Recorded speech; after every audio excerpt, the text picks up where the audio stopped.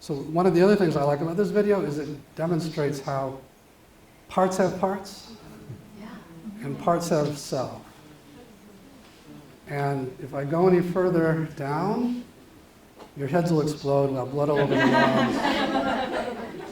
But it turns out it is these little nested systems.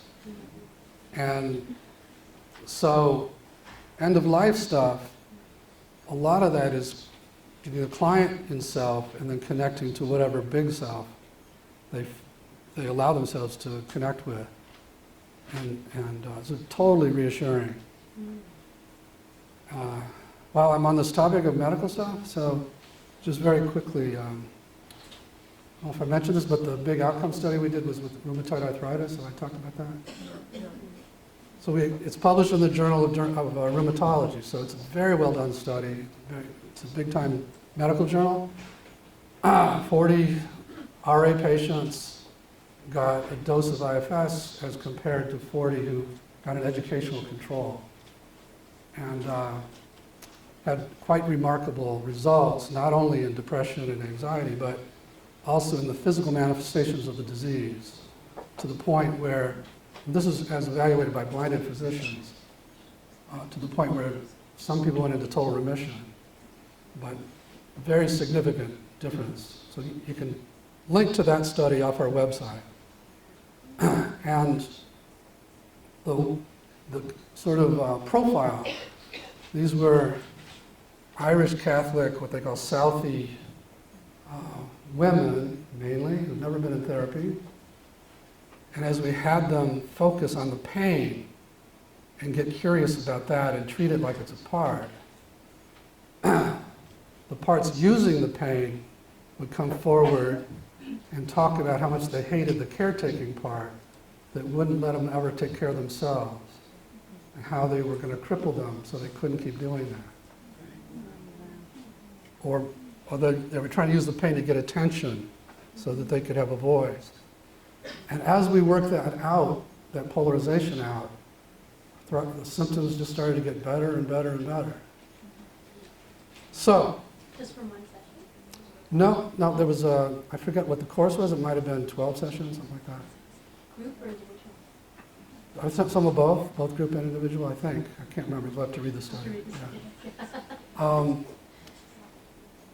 And so how do we understand that? So,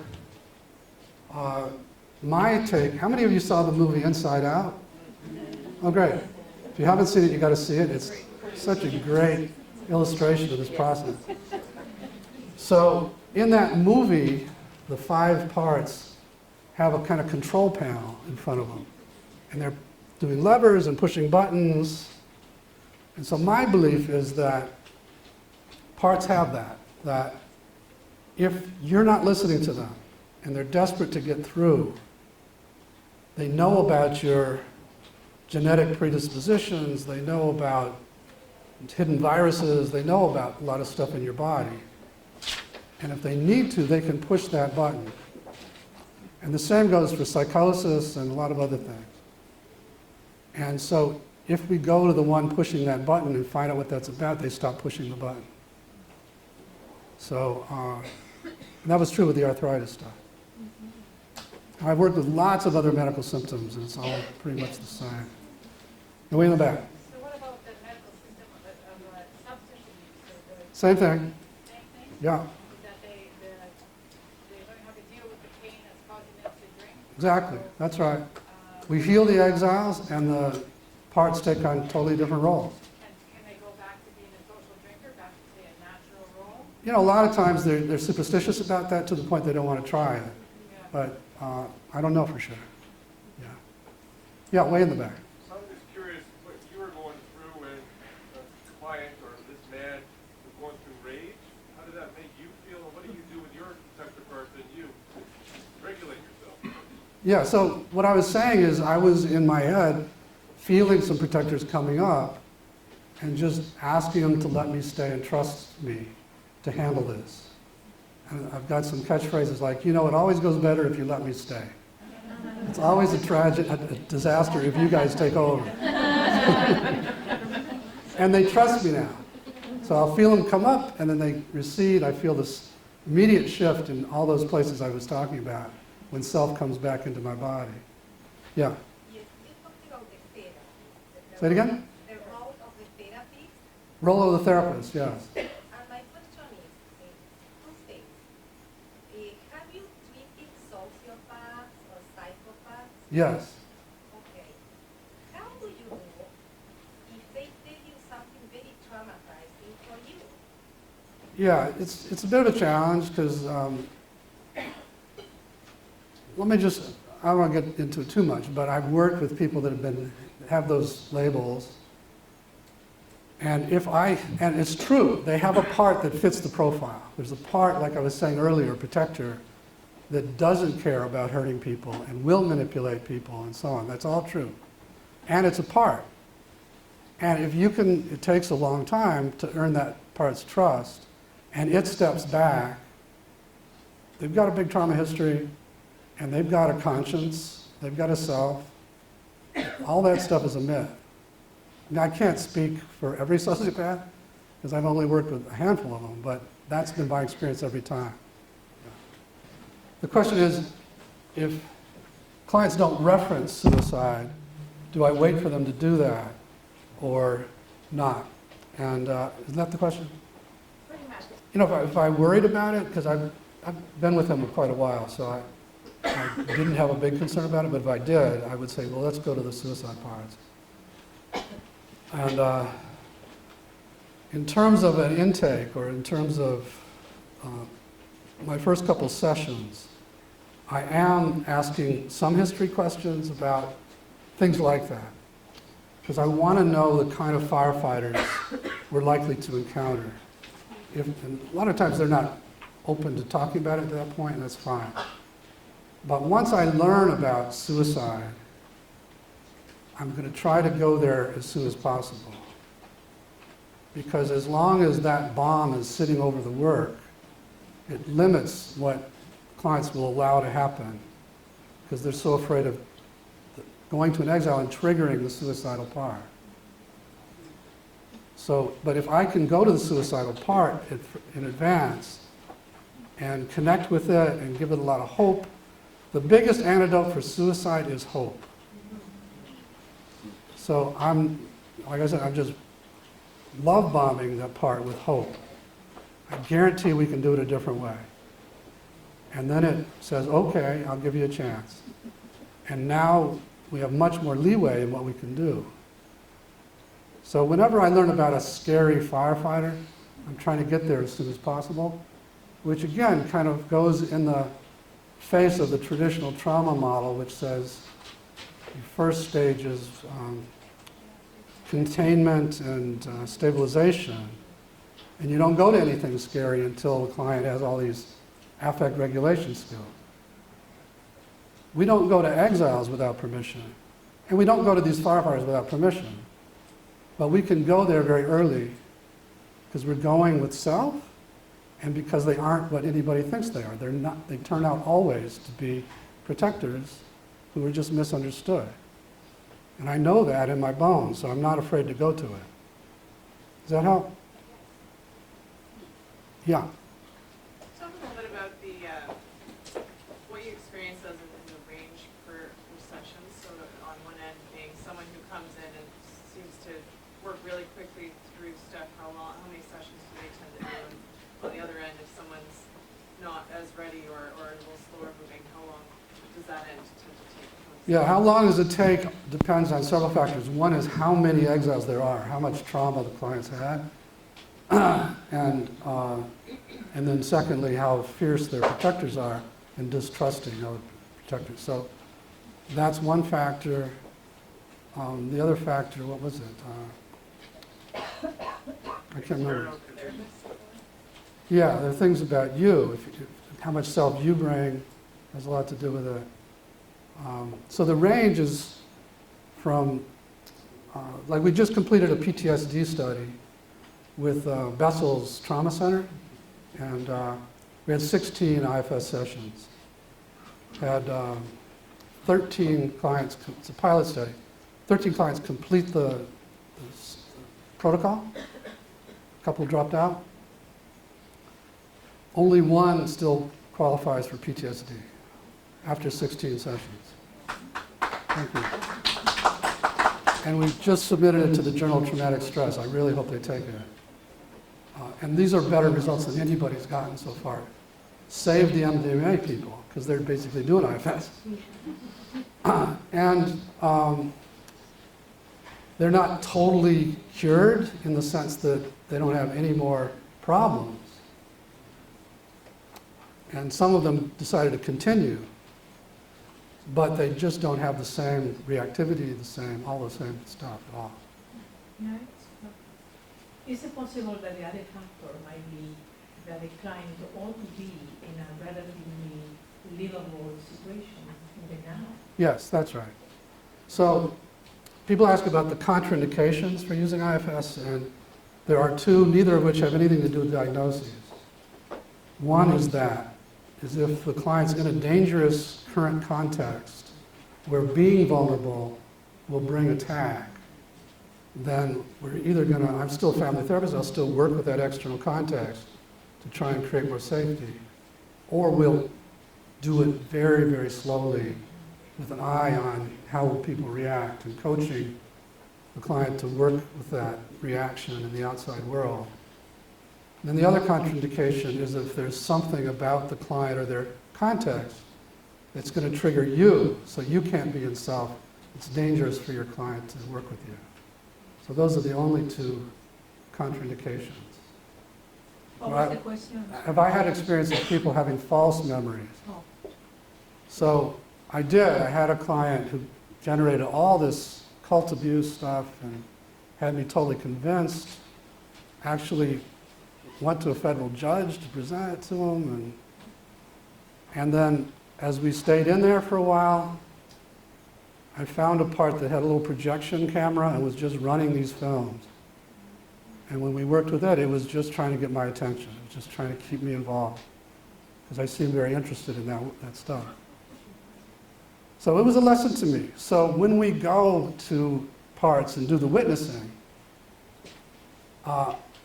and clients come up with memories they didn't know, which is not uncommon, and they say, does this really happen to me? I'll say, we can't know for sure without corroborating evidence. It's what the part needs to show for some reason, and we're going to take it seriously in this inner world, and we're going to go through the whole process with it, and at some point you can try to talk to people and see if there is corroborating evidence, and so that's my position on it. Can a protector take on more exiles? Yeah, some protectors protect a whole bunch of exiles. Yeah. So it's going to take a little work to kind of find Yeah, them. so some protectors, you get permission, you go to an exile that seems to protect, you heal that exile, now you expect it to relax. It's not relaxing. Why aren't you relaxing? Well, there's all these others that are still very vulnerable. So, yeah. But again, you're relying on the system to tell you about itself. Yeah. I'm wondering if a protector can also be an exile. So, for example, in the video, it seems like that rage and Yes. anger part was a protector. And it was exiled in the Part was system. an exile. That's right. So those we call exiled protectors, to contrast them with exiles, which are the very vulnerable parts. Although they typically turn out to be vulnerable ultimately, but they're in the protector role, and then they got exiled because of that role. Does that commonly happen with anger specifically? It happens a lot with women in anger, less with men. Yeah, let's try yelling. But do you go back to that part? Definitely, yeah. So there's continuity to this work. And in fact, we're working on apps and things like that for people to use on their own. So again, ideally, I would recommend this, take this and work with these three parts on his own and keep it going and go to your therapist and work with them. And so the next session I would follow up. And I would say, okay, we worked with these three parts last session, let's just see how they're doing before we do anything else. And the client might say, but my house burned down during the week. I say, we'll get to that, but I first want to check. It's almost that big a deal, because we're really wanting to maintain the continuity of this. At the end of this first session, are there any instructions or information about Yeah. what their evening might be like or the next few days for them to be mindful of? Yep, yeah, so depending on the way the session goes, I'll say things like, just know that you might feel really vulnerable. You might not want to talk to your partner. You might want to just protect your parts. If I need to, I'll talk to them for you. You might want to just spend some time alone and follow up with this. And so just listen carefully to what your parts need. And that's all in the service of self-becoming a better parent to these parts and actually listening to them and taking what they say seriously. So, you know, this isn't, what I'm trying to say, this becomes a life practice. It's not a therapy, it's not like a session and then another session. This becomes, you got a bunch of these little inner kids and it's your job to take care of them, and you should do this every day. And if you do, they're going to respect you and they're going to let you lead, and like that. So it's different from EMDR or a lot of other things where you do this and then boom, no, this is an ongoing daily thing. So, yeah. Just to review, what did you say was more important than did your husband now? How was that part? How's the part doing? Okay. Yeah, just the follow-up. Yeah. Right. I've noticed we talked quite a bit about like critic parts, like a lot of us can identify with that. Uh-huh. And I'm wondering, like, do you feel like you ever really unburden like a critic part, or do you feel like it sort of comes up at times and you're constantly sort of, No, you do unburden it. you do? I told a story at lunch that ordinarily my critic would be kicking my ass for years. And it didn't at all. It's not even close. It's not doing anything. Thank you. I noticed at one point you asked if he had a sense of it or an image, and he had no image, and so he went with the sense. And I want to know if I missed, or I didn't think there was a retrieval part, and is that because it was just a sense rather than like a memory per se? There wasn't a retrieval? I don't know if there was. I didn't think there was. Oh, no. Let me speak to that. So, with what we call burdens that came from fathers that came, what do we call them again? Legacy burdens. With legacy burdens, you don't have to get where they came from. Because generally, they came from many generations down the road, and it's just different. With parts that happened to him in his life, then the part needs to show what happened and how bad it was and all of that. But most legacy burdens, they just have to identify it. Do you want to carry this or not? No, I don't want to. Sometimes there's fear of giving it up, and we'll go over that. But once you get over the fear of giving it up, then most of these parts are willing to just give it up without any witnessing. So that's an exception compared to non-legacy burdens. Thank you. Yeah. Yes. I was wondering if you would be willing to say a little bit more about how you have taken care of yourself and your parts during your practice. How have I taken care of myself and my parts? Yes. You mean over my life, or? Yeah, in an ongoing way? Yeah. So I work a lot with my own parts. I have somebody I trade sessions with still. And you know, I'm very clear now as I notice getting triggered, particularly by my wife, who has her own parts. And I can stay in self with most everybody, but when it comes to some of her parts, it really triggers me. So, amen, right?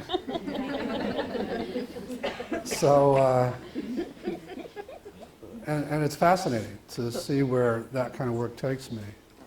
So, what was your question again?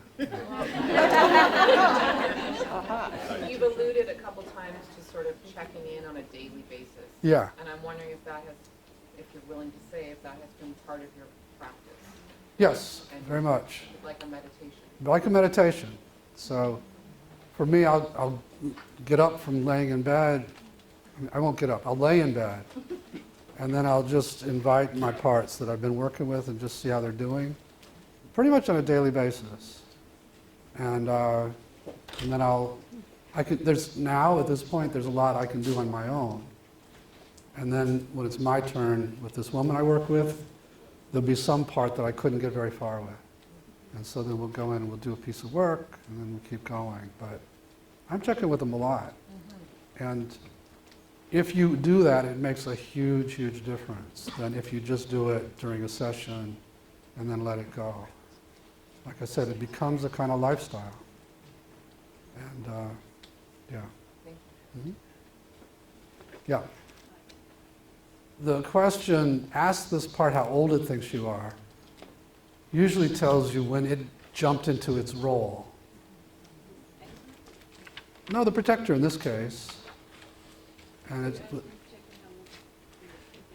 no, I'm asking the part how old it thinks the person is. And he said, I think 15. Teenager, yeah. And sometimes it's younger than that, but it's rarely older than a teenager. And I will say to the client, let it know how old you really are. And these parts will say, I don't believe you. And we have to get out his ID and look at the newspaper. And seriously, I'm serious. Yeah. University degree and things like that. What? University degree. Yeah, all that stuff. Because they're stuck in the time when they got into that role. And they started protecting, and they never looked back at the person as they grew older. And they're still living back there. So it's a big shock to them to know that you're not 7 years old. So, yeah. Just wondering how this work might differ, kind of in regards to that question, for more recent trauma, or something that's just, happened in the last couple weeks or months even? Yeah. So if it's more recent trauma, we'll go to the parts that carry that, or that might be stuck in that time, and we'll begin to ask them these questions and get to know them and see what they need to show. More often than not, if the trauma is really bothering them still, then it takes them, they suddenly see something similar that happened when they were a lot younger. And then we go to that, and we wind up unloading that, and then we come back, and this one now is ready to unload it too. What's your sense of experience of what happens to the unburdened parts? Do they stay young? Do they mature? Do they live into the pure energy they invited in, or all of the above? It's kind of all of the above. So some of them, as soon as they unburden, they get a lot older. Some of them, as soon as they unburden, get a lot younger. Some of them stay the same age. So you can't predict in advance. But the burdens do kind of freeze them at the age when they got the burden. And again, some of them aren't designed to do that. I mean, part of what we're talking about now is the sort of how interesting it is to do this work, because you just never know what's going to happen. Yeah, you just enter this other world, and it has its own laws of physics, like I said, and you just watch all these changes happening, and you're witnessing most of it. Clients doing most of it on their own. So, okay, so everybody take a second.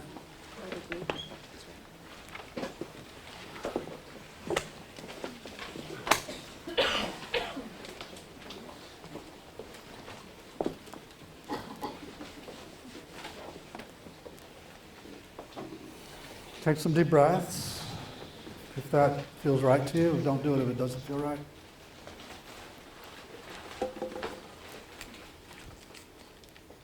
And think about a protector that you'd like to get to know better or change your relationship with a little bit? Maybe not in exile right now. Sometimes I do this exercise where I just limit it to your critic. So that's fine if you want to go to the critic. Most all of us have one. But because you've been here the whole day, you might have noticed some other protector that you want to get to know. So now that you have this target part in mind, focus on it exclusively and see if you can notice where it seems to be located in your body or around your body.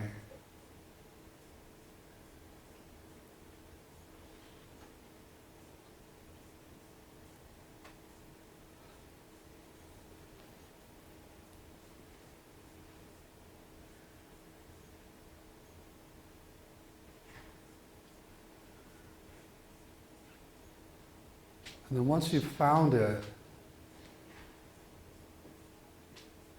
notice how you feel toward this part of you.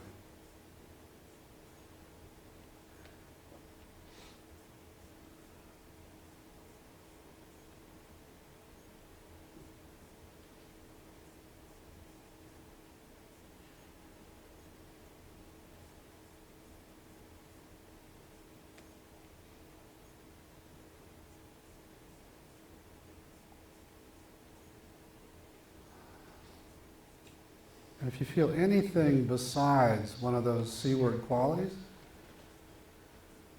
so if you don't like it or afraid of it or even feel very dependent on it,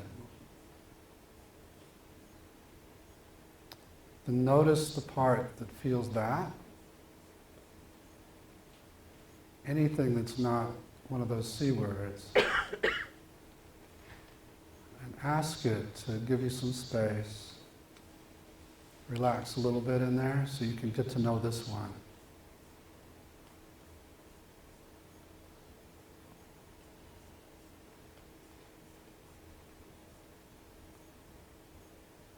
If it is willing to separate, then you'll notice your mind and heart opening up more to the target part.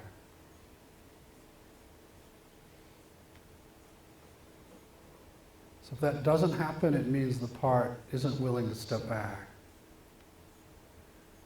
And you can just spend the time getting to know it instead, and its fears about what would happen if it did step back.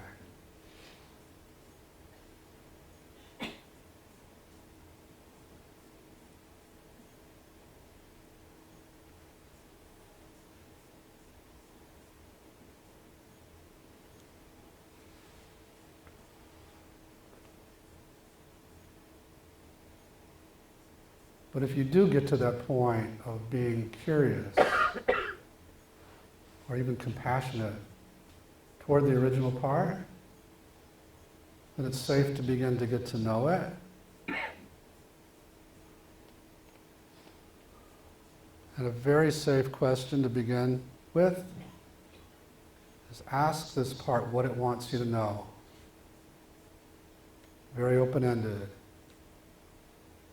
What does this protector want you to know?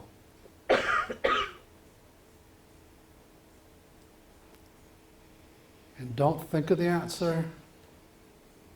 Just wait for an answer to come from that place in your body.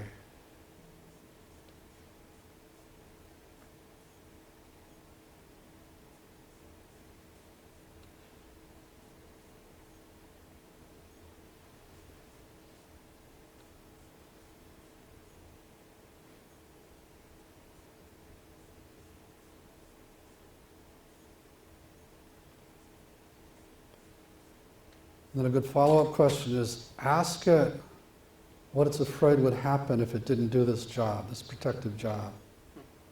What's it afraid would happen?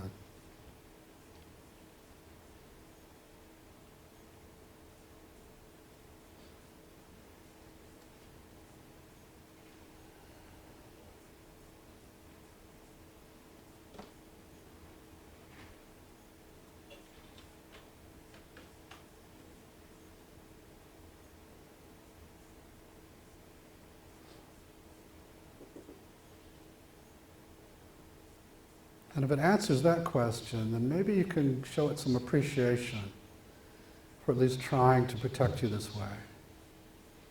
And see how it reacts to the appreciation.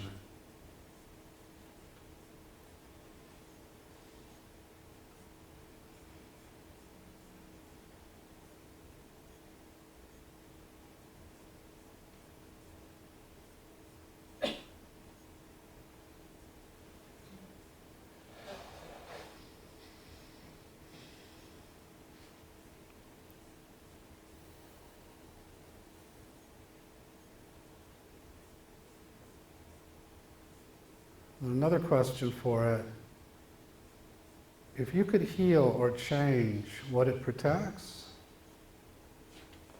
so it was freed up from this job, what might it like to do instead inside of you?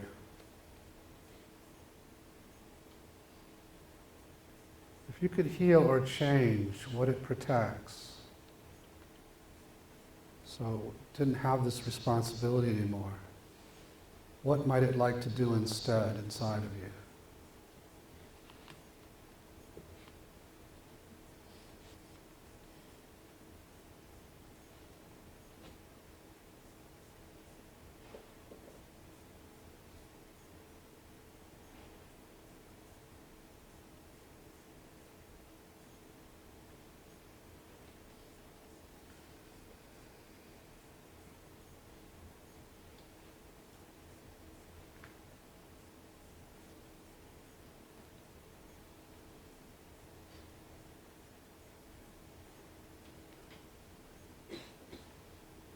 And then also, if you'd like to, you can ask the part how old it thinks you are.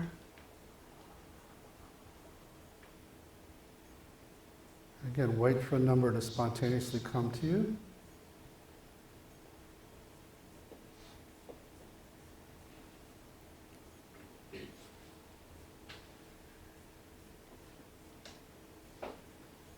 And if it thinks you're younger than you are, then go ahead and update it and see how it reacts.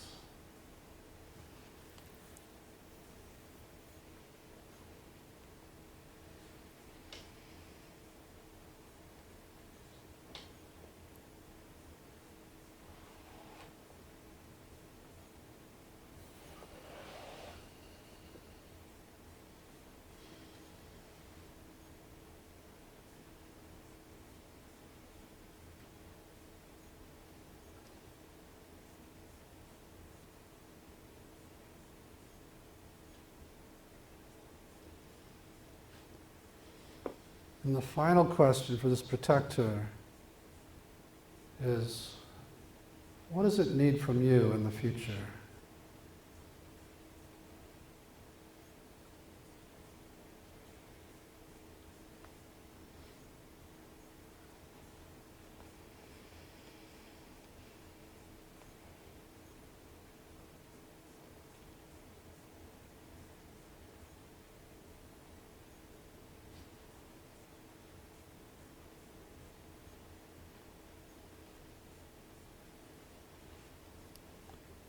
And when the time feels right, and begin to shift your focus back out here, thanking this part for whatever it let you know,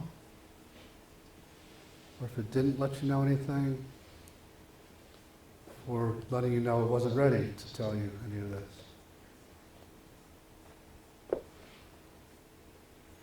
And if you'd like to take some deep breaths as you come back, feel free to do that. You don't have to.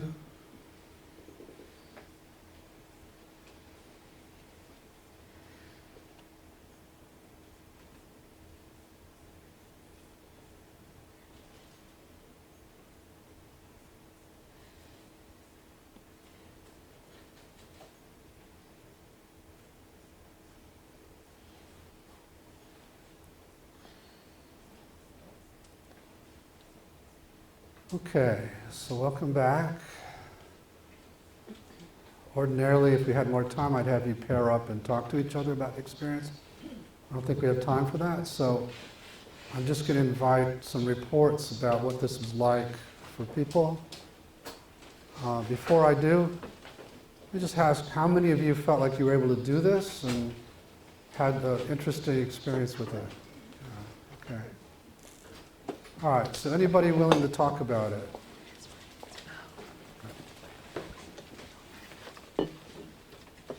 So I had the experience of, should I speak about the specifics? Yeah. So the part was the part that tells me that I should have as much clarity about my work as you do about yours. And that I should have a unified idea of what it is that I do, rather than all these different things that I do. And it spoils my experience. It's just very, very critical. So I asked it if it would. There were other parts that came up that I had to ask to step aside, and then I asked it what it was doing for me, and it said that it wants to protect me. It said that doing work the way you do work is a way of being financially self-sufficient and free, and therefore and also I wouldn't have to work myself ragged till I'm old. So it wants to protect me from being overworked and exhausted and poor, is the way it did things. Yeah. And then it thinks that I am 14, and it also tells me that I shouldn't be like my mother, who did so many different things, and still at 91 is running around trying to find the one thing. And when I told it that, I said to it, I thanked it, and then I had this very strange experience of suddenly it disappeared, and I didn't know what. When he said go back to it, I couldn't find it, and I panicked. I actually opened my eyes. Yeah. Because it was as if I'd had a dream that I couldn't remember, and I couldn't find it, and then I managed to find it again, Good. and it's there, so I'm going to dialogue with it. Fantastic. Thanks. Yeah. And thanks for sharing all that. Anybody else? You can hear me in the hall. A part that was a young woman that appeared very dark and evil, and at a time in my life it sequestered a lot of young parts.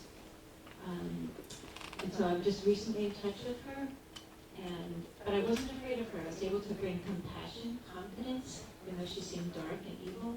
And she has relished hating me for a long time, and I never recognized it as a part. It just seemed something that was sort of delicious to do, is despise myself. So it was her, and I was able to say, why do you have to hate me? And she was able to say, I have to hate something.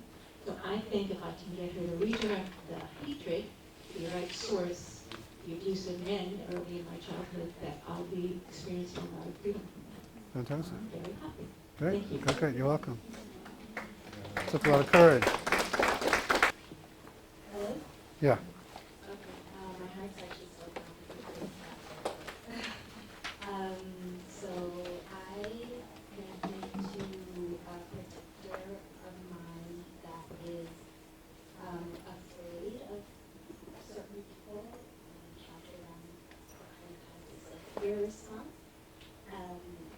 And as soon as I tried to access the fear, the first thing I thought was this big disappointment in my stomach, like you should like You should what? you should like these people that Yeah, so there was a critic of the There was fear. a critic of the fear, so first I kind of went there and spent a little bit of time there and went back. And then what ended up happening was that this afraid part was just like, yeah, like, you always force me to like everybody, and you force me to be nice to everybody, and I don't like those people. I don't want those people, and you always make me like them. And she threw like a fit, actually. And when I said, why do you do this, and she's protecting me from people who drain me of energy, and who take People who drain you of energy. yeah, Yeah. and who take a lot out of me. and I don't listen to her ever. So then when I said, what would you like to do? Maybe we can give you a new job. And she actually was like, she said, you never listen to me, so you don't get to change me now. That's right. Nice try with a new job, right? And it's funny because I kept getting the image of just the way, the kind of hairstyle I used to make when I was around 5 or 6, which were not big deals. And so she said that she thought it was 6. And I was like, oh, okay, no, to give you a little update. And then when I said, what can I do? What were the last questions? What do you need from me? And it was just, I need you to listen. To listen, that's right. That's great. You're welcome. Thank you. So maybe 1 or 2 more.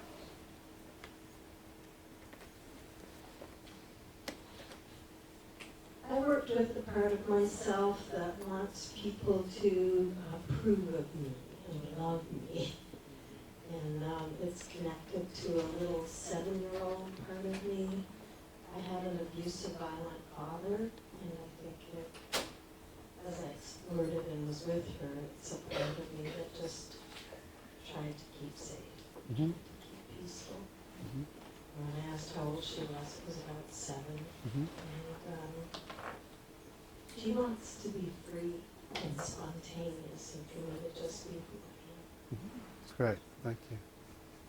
Maybe 1 more, if anybody feels moved. Right behind you.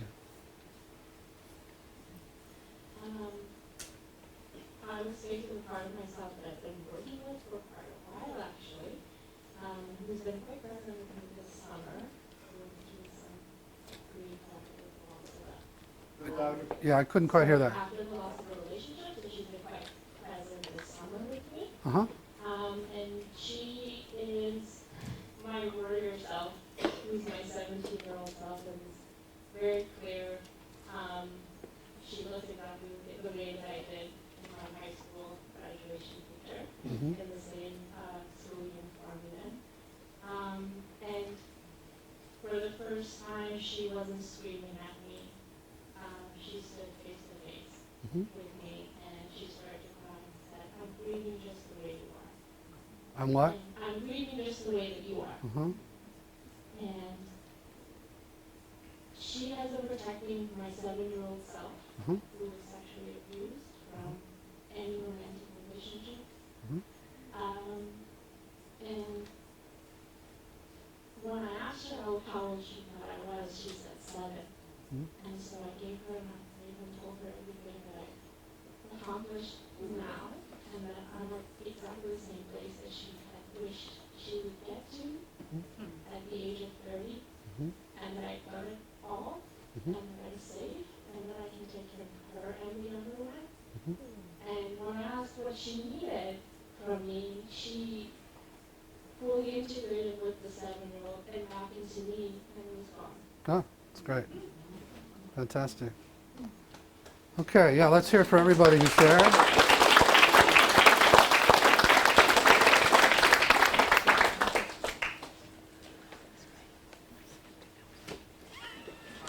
So I've got 5 too, is that not right? So we just have a few minutes left. And I guess what I'll say is I've really enjoyed being with this group. It's been a treat to present to you. There's so much attention and interest, and that allows me to be in self, and I just love being in self, teaching this stuff. So We're just Canadians. it's just the nice Canadians here. So I'm very grateful to you. I'm grateful to Derek and Joanna, and as they say, I'll be back in June, so I'd love to see you again.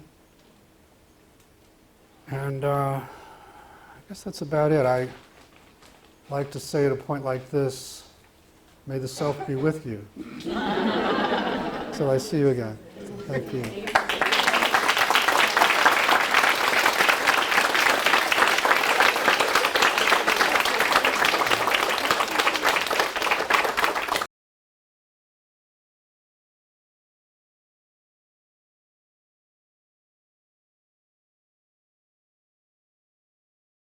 I want to recommend my friend Derek's program, Skills and Competencies, as a introduction to IFS and step toward the level 1 training.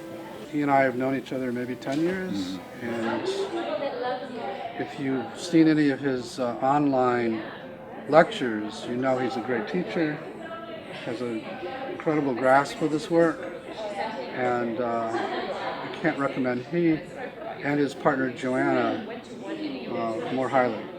Thank you, Dave. Yeah, good.